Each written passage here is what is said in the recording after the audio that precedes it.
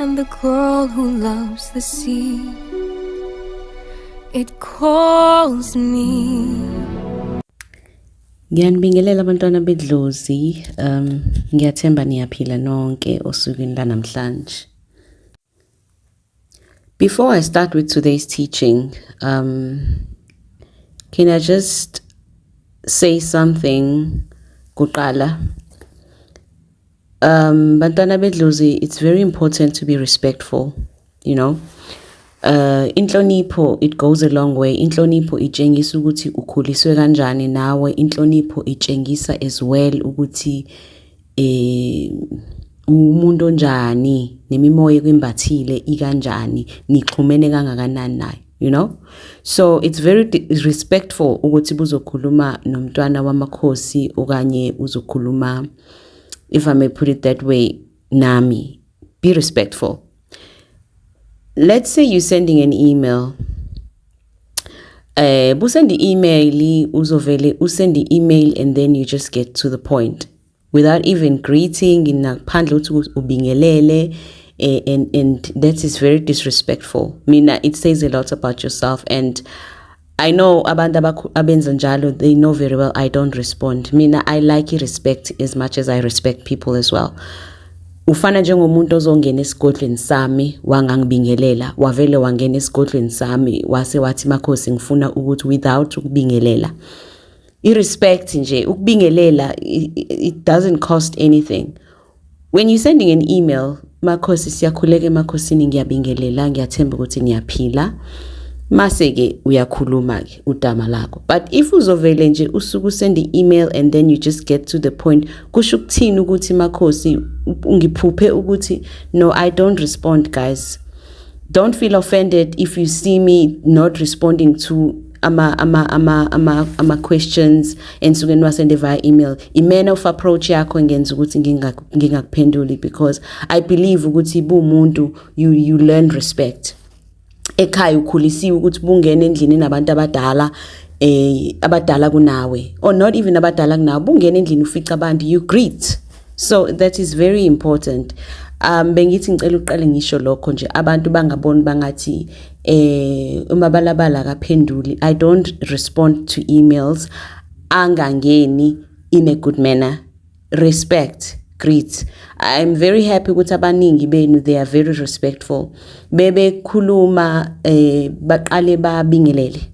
Even when they send me ama DM on TikTok, they greet first, kahle, politely, and I gladly respond. Bayazi, they know everyone that I always respond to, even via emails as well. Respond if approach it in a good manner, in a very respectful manner, because at the end of the day, ngumntwana amakhosi, and amakhosi will never give assistance if you are a disrespectful child. So bantwana bedlozi, fundani nje inhlonipho. Bufuna usizo kumuntu, zehlise ufunde ukubingelela. Lokho kutshengiswe nje nawe uthi ukhuliswe kahle ekhaya. All right, having said that, let's move forward. Let us talk about the issue of our surname. Why is it so many of us have an issue with his bongozet? Why? You know, you go for ama consultations, you go everywhere, noma ngaba uconsultanga umuntu vela kusukele nje athi unenkinga yesibongo wena isibongo sakho sisebenzisayo akusona ngabe isibongo efanele ngabe uyasebenzisa. You forever, like so many of us abahlale benama problem with our surname. Why is that? Why is the cause of that? Why we forever having an issue with our surname? In our generation especially, why do we have problems with the surnames? Ngicela ukuhighlighta, I won't say much, but based on that, ngicela nje ukusho just 3 things. The first one will be reason might be relocation. Let's say umkhulu urelocatile from KZN, perhaps wahamba wayegoli ufuna umsebenzi umkhulu, right? That's reason number 1. I will go deeper into it. Number 2, reason yokuthi our parents bathi sebephume esandleni sabazali and they decide to go their own path. Own path being maybe masebengenela kakhulu as ama church goers, you know, masebelahla masiko. 2, Number 3, it can be vele ukuthi kwisigodi uhlala kusona in your village there were so many wars, or maybe your family was under attack, whatever the case might be. I'm talking about the olden days, isikhathini sokhokho bethu, and they moved kuleso sigodlo. They moved into, kuleyo ndawo, kuleso sigodi, and then they move into another village.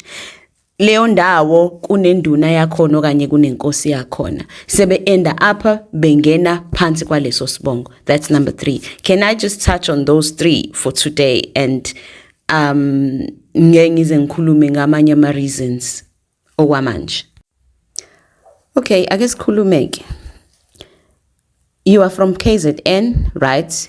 Wena you are not aware ukuthi you are in KZN. You forever finding yourself in a problem. You forever going for consultation. Noma ngabe uhamba abantu aba different, and then you kept on being told ukuthi wena unedlozi elumzulu. You understand, and yet maybe you don't understand when you are a sort of person umxhosa nje noma yiphi enye culture except for leli dlozi kuthiwa wena liyavela kwena, and then you get confused. You know, uzihlalele eGoli, uziphilele eGoli, your entire life. Your parents were born there, nabo bazi iGoli, okay? And then you going for consultations, and then uzotshelwa lokho ukuthi wena idlozi lakho originally elase-Natal.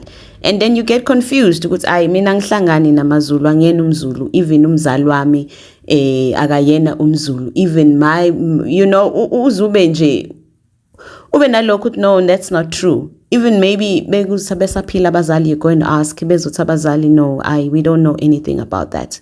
Kanti uthola ukuthi ukhokho a long time ago left KZN, washiya eNatali, wahamba relocated to Johannesburg to look for a job emayini, noma ngabe kuphi la umkhulu ayekade efuna umsebenzi khona.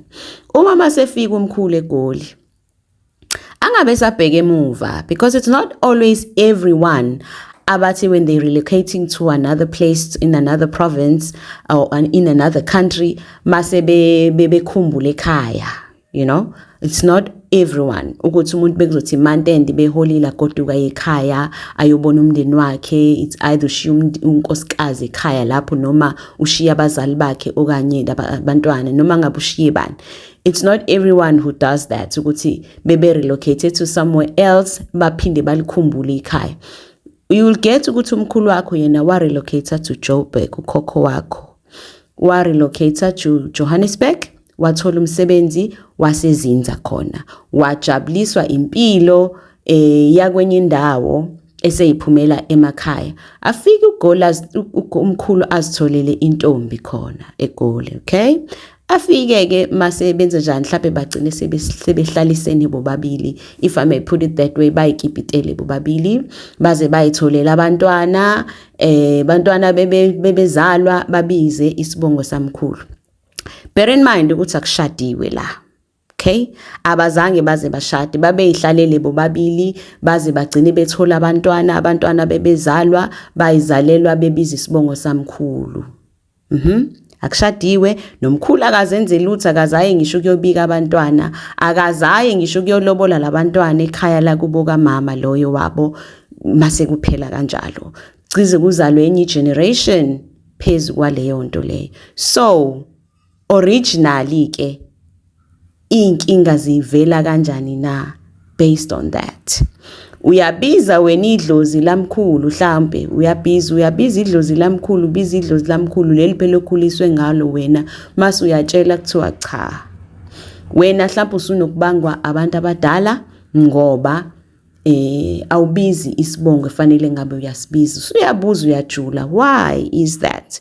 Mase kuthiwa wena fanele ngabe ubiza isibongo sako mama because isibongo sako baba osibizayo mase kuyashiwa mhlawumbe idlozi laseNatal elinendlela yakhona yokwenza ongakaze yenziwe ima processes zakhona. Can you ask how na umntwana bozimthatha ezongena esibongweni, uyamlobola umntwana with the right processes nangendlela yakhona esuke fanele uyenze ngendlela umntwana abikwe ngazo zonke lezi zinto thina amaZulu that we do the proper way to acknowledge umntwana edlozini, ukubika umntwana edlozini nokumphandla afakwe isiphandla, umntwana afakwe esibongweni sala ekhaya eselotsholiwe senzele zonke izinto.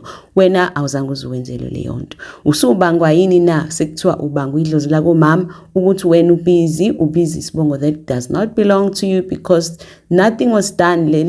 Leso sibongo leso sinesikweletu edlozini ekhaya komama because abazange baze bakuhlawule, abazange baze bakulobole, hence usubiza isibongo sababa. When you growing up uze nabantwana bakho babiza isibongo sababa, you forever having problems. Things are not coming out right. Wenza imisebenzi kabo koba ekhaya lapho ngoba ikhona lona khaya olaziyo leli sikumkhulu ekade nikhulise kulona, wafika ukhokho ayikhona wazwazala indodana noma madodakazi naze nakhula nina in that environment, nazi ukuthi lona khaya eliphelele nina lelo. However kunaleyo mbango leyo dlozini ukuthi izinto azange zenzeke kahle. Okokuqala labantu baba nesikweletu labo khokho benu ukuthi bahlalisana bengazange baze bagane, yabona? Akaze khokho malobola, akaze kwenziwe lutho, akaze omunye ezizogcaca emzini azofakwa edlozini athelwe ngenyongo ngazo zonke izinto ngendlela ephelele. Akwenziwanga yonke leyo nto kwethu. The next generation isilokheke isikweletu isilonda inhlukumezeke. Thola ukuthi ke wena you're not getting a job, izinto zakho azikuhambeli kahle, nabantwana bakho nabo same kuze kuwelele lento nizinifinde ngathi into engathi umkhokha, kanti into isukela way back endabeni yesibongo, way back ukuthi umkhulu did not do things the right way. And I know ukuthi yes mase kufanele ulungise leyo process, it's quite a journey to take because you'll find that you don't even know ukuthi originally ke ukhokho loyo njengoba kuthiwa wena you originate from KZN, you don't even know ukuthi ikuphi lapho ke ukuthi nilungise ke zonke lezo inkinga ezenzeka kuze kwehle umsindo phela edlozini. Mase niyakobo komama futhi nakhona nini ulungise lo msindo okhona edlozini, you know. So there are processes to fix all of that. Elungakhulumi ngakho, but there is a way to fix all of that. Ushweleze edlozini lako mama nalako baba uxolise ukuthi kwenzeke into kanje. Yes akulona icala lakho, akulona iphutha lakho labazali ekwakuyibona okhokho laba bazali engikhuluma ngabo ekuyibona abangazenze benza izinto eziright, baze bazala nabo bathola abantwana, bathola abanye nabantwana, bathola abantwana kwaze wagcina sekuzotholweka nawe uyigcine wena uzalwa vele to this generational curse, if I may put it that way, because now there's no growth, there's nothing in your family. Niyazibona ukuthi sonke la ekhaya asiyitholi imisebenzi, akukho kwenzekalayo, nihambe inyanga nezangoma nifaka abantu bantu bayanigeza bayanicleanse baklini igceke benze yonke into basho silwane basho yonke into, but still you're not seeing a change. And sebenzi like izinto zena zinilungeli, nothing comes right, niyakuma interviews maybe ningathola umsebenzi. Ukuze kube khona abantu Nkosi yami who fall into alcohol, nigcine senibabiza ngezidakwa, ayibani isidakwa sala ekhaya, yet lo muntu akazenza akathandi abanye babo, you know. But ilento le ekhona because stress, we don't deal with the stress the same way, you know. So ezinye izinto abantu ziba affected differently and are reacted differently. Niziboneke ekhaya ngathi nina nishayiwe nje, ninenkinga, ninentempi, kanti inkinga eyenziwa okhokho abafanele ngabe bayilungisa at that time. Let's go to point number 2. Okay, nakho ke ukhona uyakhula nabazali bakho noma ngabe it's a single parent noma married parents, but uzwa uthi wena mina ngazi ukuthi umama nobaba you go for a consultation again, you be told ukuthi njengoba unenkinga engaka empilweni yakho, nothing is coming right, it's because isibongo sisebenzisayo it's not the correct surname. And then you ask how, and then kuvele lokho abazali bakho abashadanga, they did not marry ngokuvela Idlozi. That's what Idlozi is saying. Masuthwe nayo baba no baba, they are married. They've been married for 10 years or 15 years or 20 years. Either uzothi ngangikhona even emshadweni lapho, it's either uzothi hayi ngokwazi kwami mina ngazala bazali bami beshadile. And then masumbulelwa further esigodleni ukuthi abazange baze benze u1 2 3. They did not do things the traditional way. Abazange baze bagane ngendlela yesiko yokuthi umuntu ushada kanje, whether isiko lesixhosa noma lesizulu noma lasemaswazini noma elomsuthu, it doesn't matter, but there is always a tradition eyenziwayo culturally in your culture if abantu beshada kwangampela, to get that acknowledgement edlozini ukuthi labantu baganiselene bashadile bobabili. So ukushada nje umshado wokuletha umfundisi siyabhala, register umshado wethu Home Affairs. Edlozini lokho, it's not considered as a marriage because traditionally izinto azizange zenziwe ngendlela efanele, especially thina amaZulu. Bungazange uzuthelwe ngenyongo uhambe uyogcaca wenze zonke izinto ngendlela efanele, your marriage is just not acknowledged. Edlozini wena ushadile, yes you are married by law, but awushadile traditionally. So uzitholeke ukuthi yes ke uthi ushadile ke and then vela ngithi bazi ukuthi bashadile bona. You catch ukuthi mhlawumbe umama or ubaba, they coming from a background of a family eyayizenza izinto zamasiko ngendlela right, kodwa yena wathi seyizitholele eyakhe indawo, wakhetha ukuthi indlela ebengiphila ngayo ekhaya angisahambisani nayo. Izinto kwenza izinto zesintu zamadlozi angisakwenza, ngilihlabela idlozi, angizenzi lezo zinto. Amadlozi nje umuntu masengasekho emhlabeni useyidimoni. Mina ngiyasonta, nginenkolo yami engikholelwa kuyona engayingeni nje. Umuntu masengasekho emhlabeni akasekho emhlabeni and angisekho lapho. Ukhule in that environment wena, angithi? So hence besibuyela back kwile point engilishile ekuqaleni ukuthi umkhulu ubengazange azahamba ayohlawula alobolo and do all of those things. Sorry, same goes for here. Akuzange kuze kwenziwe izinto ngendlela ngoba umama uyafana nomuntu ongashadile edlozini. Akazange azakhishwe ekhaya ahamba yofakwa esibongweni la suke ngena khona. Akakhishwanga the proper way okanye akafakwanga the correct way ngale. So umshado wakhe into engekho edlozini, meaning wena uyafana nomntwana wako malume. You see, that's where the clash is now. Ukuthi lesi sibongo wena osebenzisa kufanele ngabe uyasebenzisa ngoba wena usebenzisela isibongo sako baba, whereas ubaba kazange azenze izifuno ngendlela efanele ngoba ubaba wakhetha ukushiya isiko, wazilandelela eyakhe inkolo ngendlela yakhe. Yet lezo zinto seziyamshaya kwayena. Abanye abazali bethu ke bane pride, they'll never say ukuthi ziyabashaya. Mase yonke ke leyo nto izowelelela kuwena ke. That's another reason ebuyisenza ukuthi sixakisane nezinkinga zesibongo.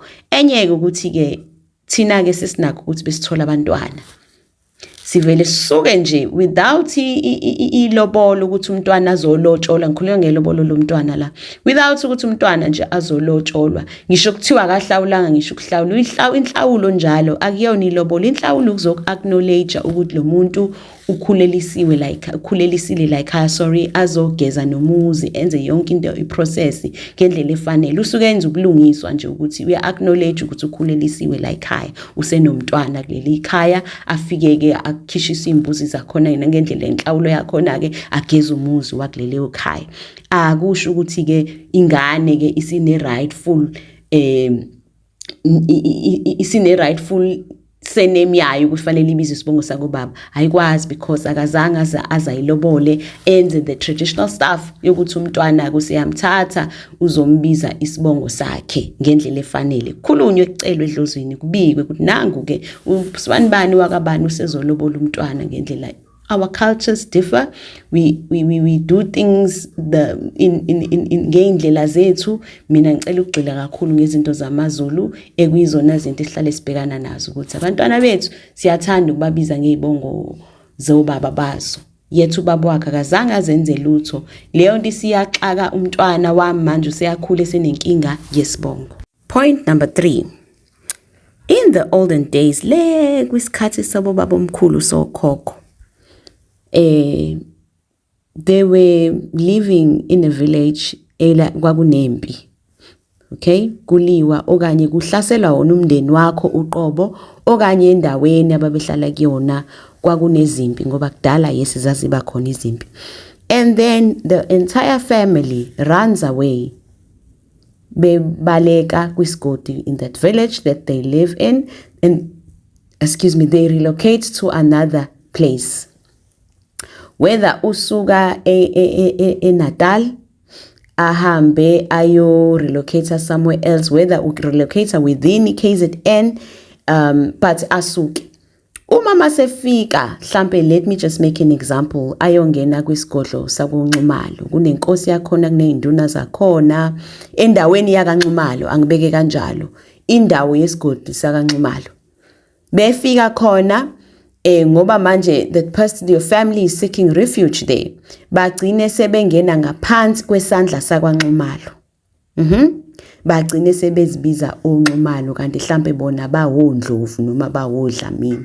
Gcineke sonke ke igeneration, isizukulwane nesizukulwane ke sesizophuma lapho sesuNxumalo, whereas anikaze nje niba abantu bakaNxumalo nabalekela esigodini sakaNxumalo ngenxa yokuthi mhlambe ke ben protector, ngoba mhlambe umndeni wakho wawuhlaselwa, bagcine ke sekuthiwa cha, bizani lesi sibongo, okanye nangena endaweni vele yakoNxumalo nagcine nani seningena kuleso sibongo. That's another reason ozithola ke usuku lokho kuthiwa unenkinga yesibongo, leso sibongo awusisebenzisayo akusona isibongo sakho.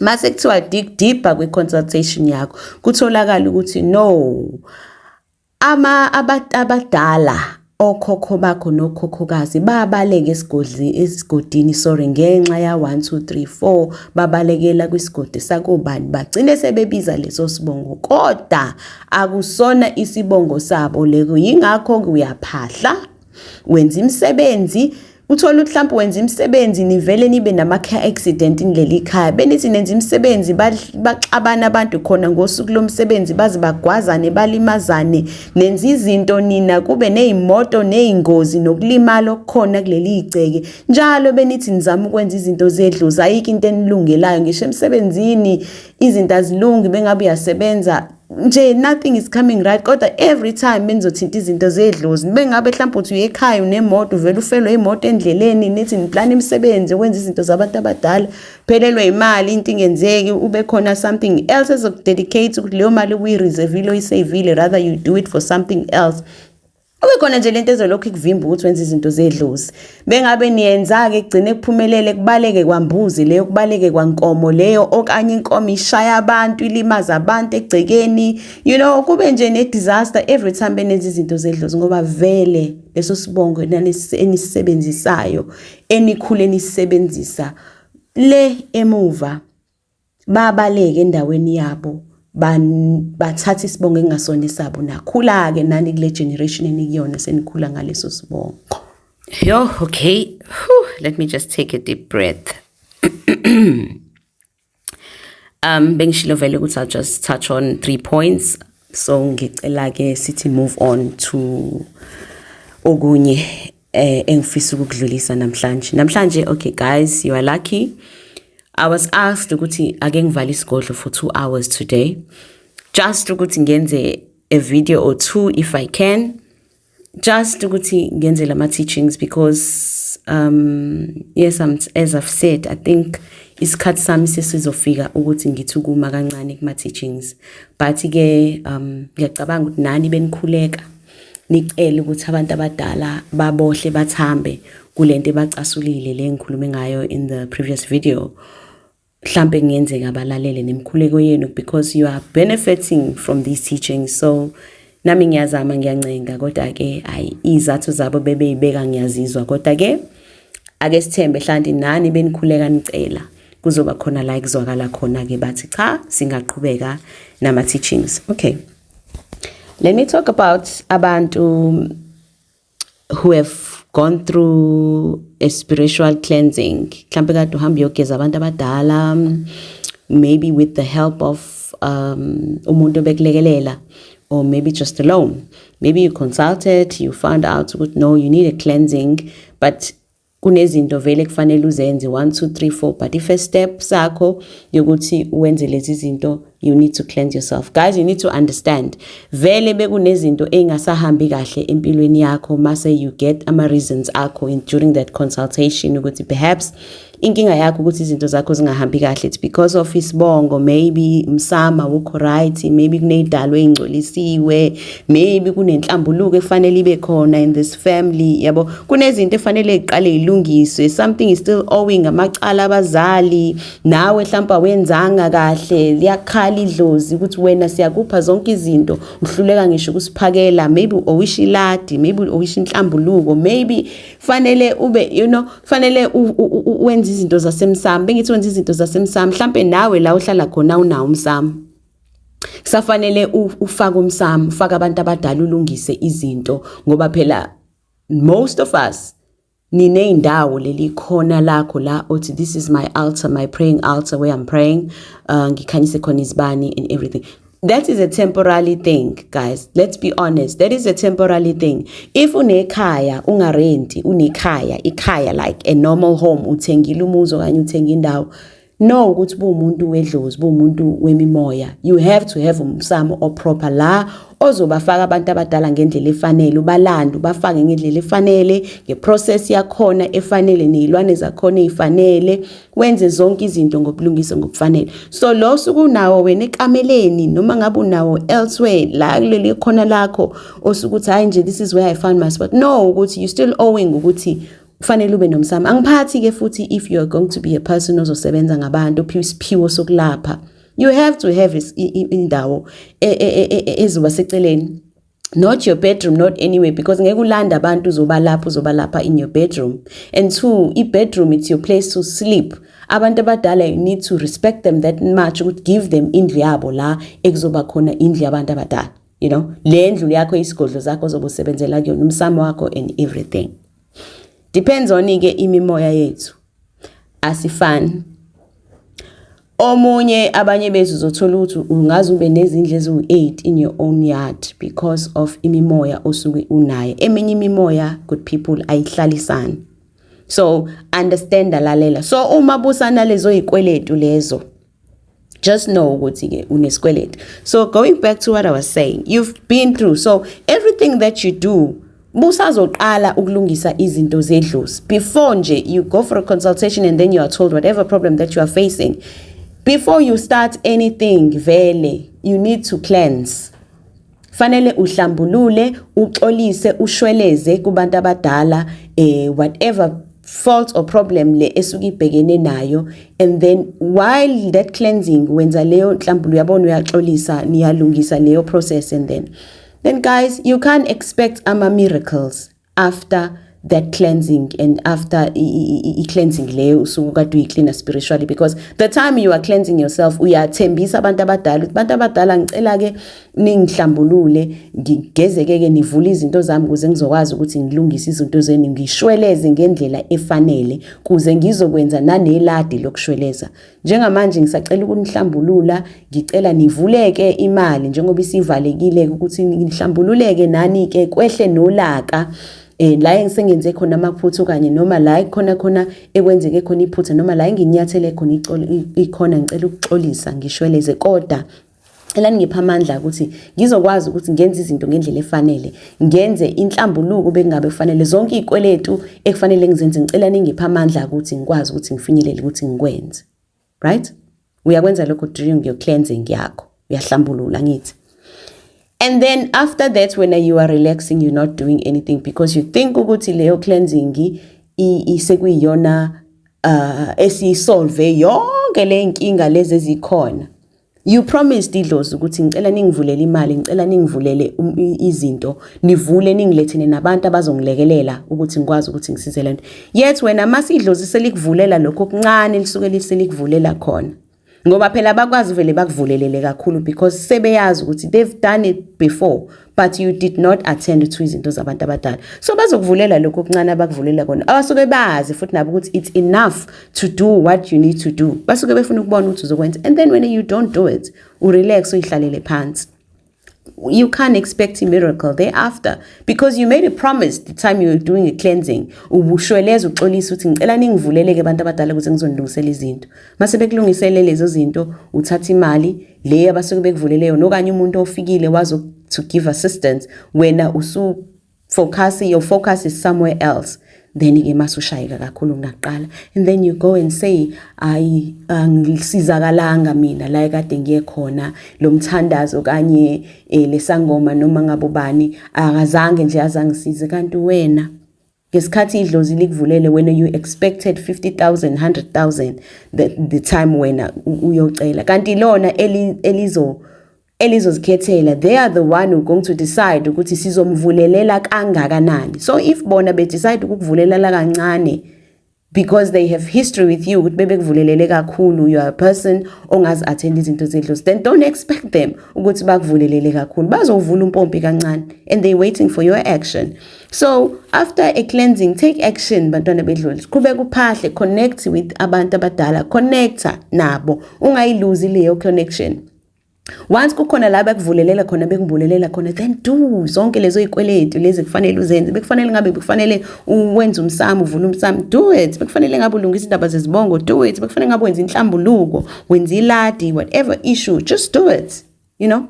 Yeah, please akuve kubalekile ukuthi nikwenze lokho, because that is where everything goes wrong in your life. You find yourself ukuthi izinto uzibona ngathi ayisakahambeli kahle, kanti kuvuleleke kancane when we expected much, kanti bona badecidayo ukuthi yini efanele bakuphe yona, how much is it going to be, how long is it going to be, yabona. So when if ever focus yakho si elsewhere, don't expect ama-miracles thereafter. If now vele wa-relaxa, wangabe usaqedelela ikweletu zakho lezi ekade ivelile ukuthi izona vele zikunikeza inkinga in your life. Okay, okugcina okay. Yeah, I think so. I guess khulume as a gifted child, as a Dlozi child, and Nzuza child, umntwana amakhosi, ake ngikhulume njengomuntu gifted. Usebenza ngabantu, or you just a gifted child, unesiphiwo nasabantu abadala. If ever kushoniwe ekhaya, someone has passed on ekhaya, when do you cleanse yourself? Do you wait 3 months? Do you wait whatever, leso sikhathi 6 months, whatever, depends on your culture, ukuthi what is done after a passing of a loved one, you know. Sinamasiko angafani, but we do cleanse when someone has passed on. So when as a spiritually gifted child, you don't wait leyo period leyo. Bantwana bedlozi, you don't wait. Bengabe kulinda 3 months, when you don't wait 3 months. Immediately after umncwabo, when you have to cleanse. Fanele wena uligeze ithunzi, ulisuse ithunzi wena, personally, yourself. Ngoba umntwana wakamoya, akukwazi wena ukuhlala isikhathi eside nethunzi lokufa ekhaya. Ngoba kuyak-affect spiritually, kuyakucindezela lokho spiritually, you know. So wena fanele bekuqedwa nje ukungcwatshwa, whether it's the following day or a few days after, it depends ukuthi wena ukhona kangakanani, but you need to cleanse. Fanele ucleanse, uyahamba, akudingi nokuthi uzofune isangoma noma bani ozocleansa. It depends ukuthi wena i-connection yakho nedlozi lakho nikangakanani. If abantu abadala bekutshela ukuthi hamba uye endaweni ukuthi ufike ithenge impande ukuthi, and then you go to the waters, uhambe uyohlambulula, buy inkukhu yakho, thatha inyongo yenkukhu leyo uyithele lapho kulo muthi lo usuke usebenzisa, and then you cleanse yourself. If you are scared to do that then you get mhlawumbe uthola ukuthi okay, I don't trust myself, angikwazi ukuzwa abantu abadala bebekhuluma, then you can get assistance. Nakhona phahla qala edlozini ucela ukuthi bakulead to the right person ozokwazi ukuthi akusize ngaleyo nhlambuluko leyo.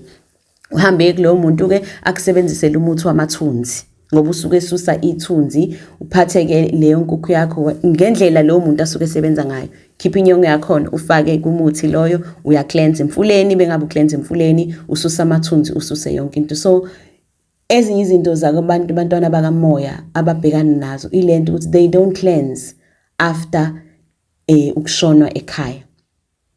Abanye they don't cleanse at all, athi umuntu no bekushona ugogo. So I believe ukuthi bekufanele ngicleanse if kuthiwa kushone umama. If kumuntu osesibongweni sakho osekhaya kini, wena mntwana wedlozi, ngoba wena uphethe idlozi, you cleanse. Noma ngabe kushona umalume in the family, noma ngabe kushona uauntie in the family, you cleanse, because wena umntwana wemimoya, wena ukhethi.